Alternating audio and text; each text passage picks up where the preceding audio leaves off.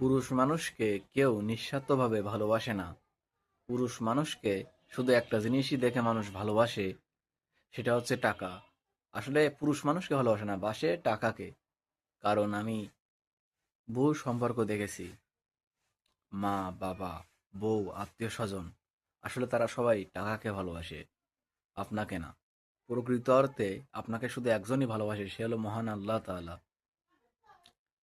তবে এটা শুধু আমার ক্ষেত্রে কিনা আমি বলতে পারবো না, তবে আমার ক্ষেত্রে এমনটাই। আসলে আমি যা বুঝলাম, পুরুষ মানুষকে আসলে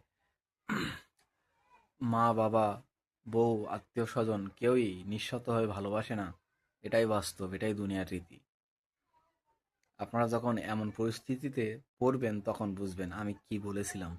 আসলে আমি আগে জানতাম যে হয়তো মাই নিঃস্বার্থভাবে ভালোবাসে।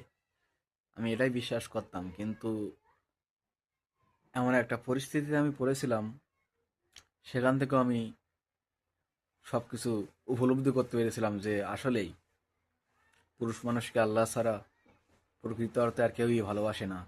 পুরুষ মানুষের টাকাকে ভালোবাসে, এটাই বাস্তব।